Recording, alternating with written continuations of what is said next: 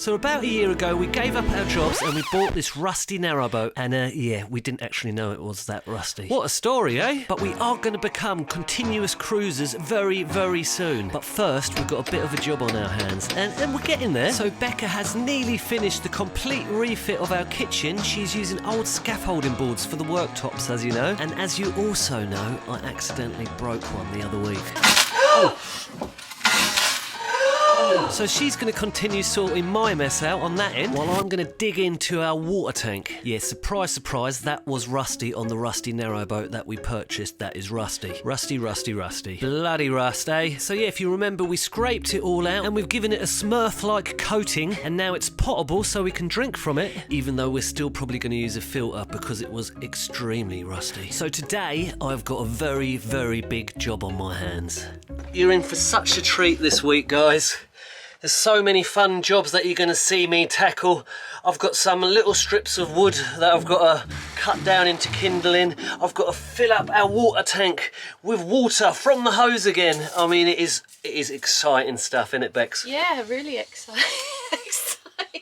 How to polish a turd. So yeah, Bex will be doing all the fun, intricate jobs. Well, not fun, intricate jobs, just the ones which are going to be probably a bit more fun to view, like the kitchen stuff, opposed to me just filling up a water tank. But, you know, it's been a rough week, isn't it, Bex? So we're going to fill the water tank up with just a little bit of water in it, because we've been told by a lady on the marina that you shouldn't have the water tank on your boat empty really for too long. So, yeah, let us know why.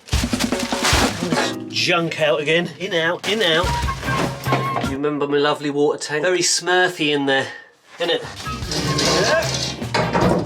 There it is. So put a bit of water in there, as advised. I don't know why.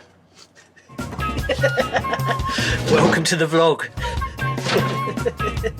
Morning guys, so the first job of the day today is to break out my trusty old sander and get to work on the last of the scaffolding boards that's gonna make up the kind of backer board around certain parts of the kitchen worktop on the sink side. This isn't the bit I'm going to be using, but it's just the right width. So I'm going to put a panel here as like a backer board, and on the opposite side here, and it kind of hides some of the ugly whatever this stuff is, and the rest will be like tiles. What's going to go along here? So we're going to have like a section of tiles that go sort of behind where the sink goes. You could have like, you know, a cool sort of layout, so you have it sort of like, you know, when they have them like that, but on the wall, sort of under the window. A splash of colour and it sort of fades out to the sides. Then we'll go for a colour on some of the cupboard doors and stuff that kind of ties in with this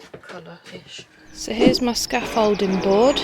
First things first, I've got to get rid of these bad boys. Easily done with a flathead screwdriver. That's that done. So now let's break out the sander. Just call me Sandy, baby. That's a 60 grit done. She's only been back a week and she's already sanding again. She's obsessed. The girl loves the sand. 180 down, 240 to go. So as you know, we moved our boat up a tiny little bit from over here, and now we're here. Unfortunately, that means, what do you reckon? Is it going to reach from there to right at the front? Okay. My plan in this vlog was going to be to sort that big turd out on our roof again. I was gonna just pull it all out again, clean it properly, do like what you guys said in the comments about taking off a lot more of the paint around the actual crevice, and then properly wire brushing it with a drill wire brush and making sure it's shiny and doing it properly, because it's completely coming out now. It's coming back on us already. But the bloody weather's awful today and it ain't happening. So that's why you are lumbered with watching me do all these crappy little jobs, like filling up the water tank a little bit. So which bit goes where? So get Bex to help me plug in the hose? Hosing for dummies. I'm joking. Whoa! I'm joking. So this bit goes on there. Put your hose into the teethy bit, push it down quite far. And now I'm fully trained. And this, ladies and gentlemen, supplies a liquid called water. I like to give a bit back too.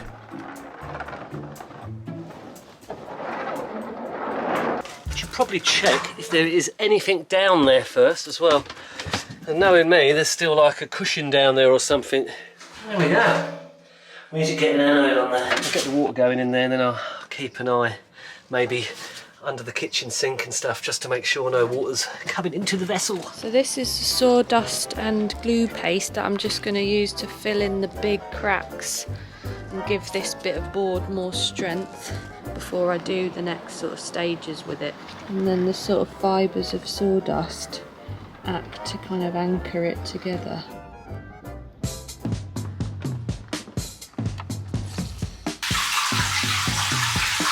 See that hole at the back there? That's where we need to get it into, I think.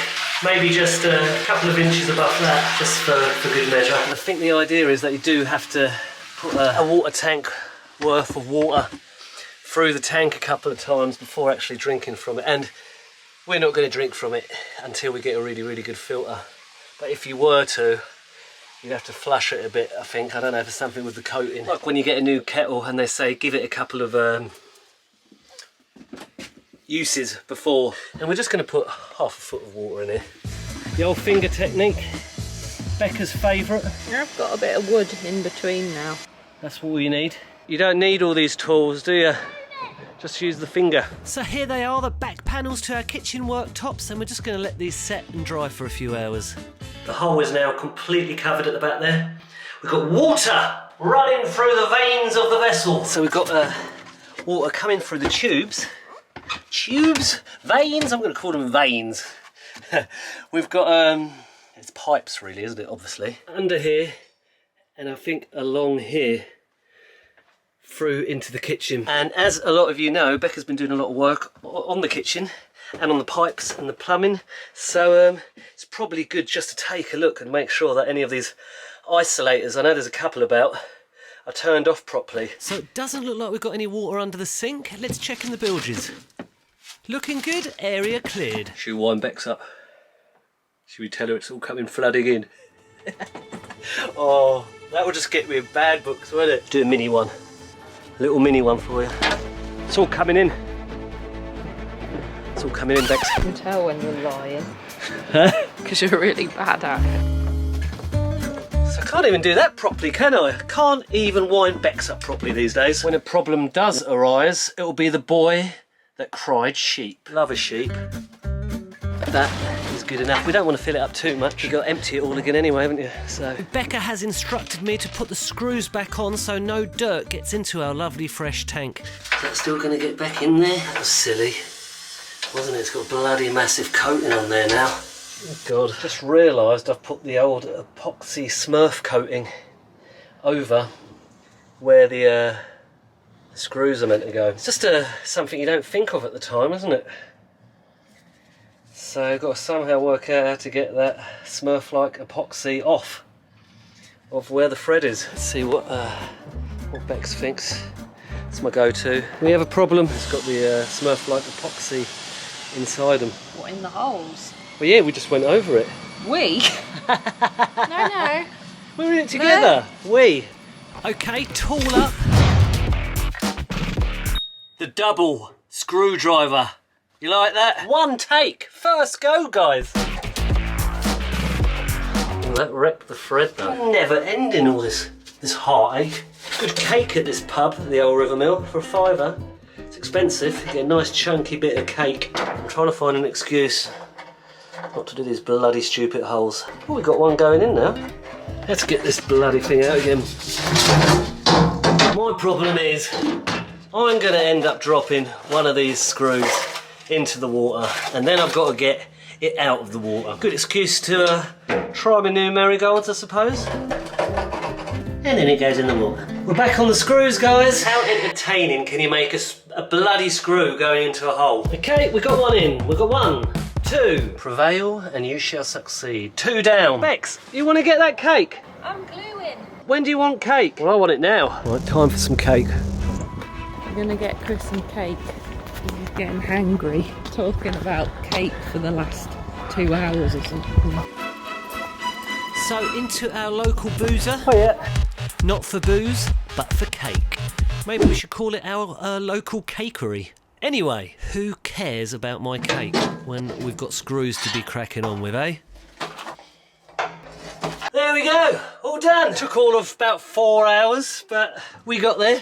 So hopefully in the next couple of days, the taps that don't exist yet in our kitchen can start pumping out lovely cold water. And then finally, we're going to try and get the Maverick back down to fit our calorifier for our lovely hot water. So Bex is just sanding down the sides of her kitchen worktops, and hopefully that will help her new side panels slot in all nice and lovely. Surprised she trusts me carrying this little bad boy in, actually, and I'm treading very cautiously now. Might be easier if you lower it down yourself. And this end bit also had an other end bit that fits onto the end bit. That yeah, Bex has basically got to stick them together again. And that involves me having to lift the worktop again. This is the same area where the happened. So, we lift uniformly.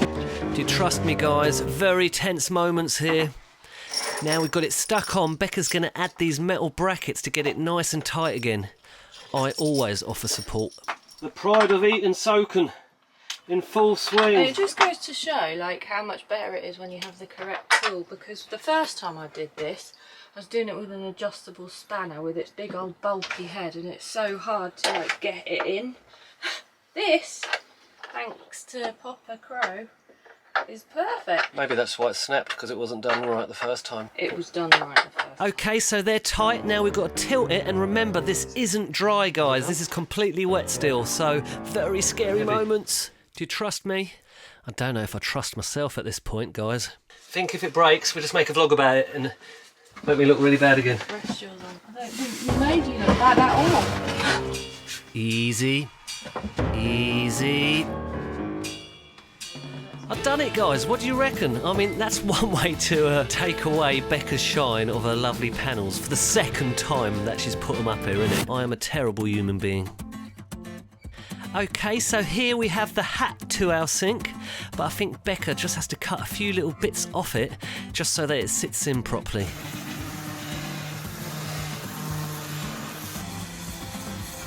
I've just sort of temporarily put the worktop into place. I'm still waiting for a few bits of gluey things to dry. Put in my like sink cover, and it just fits beautifully. It's all kind of just worked out nicely. So happy. Just gonna go and test it one more time. Hi.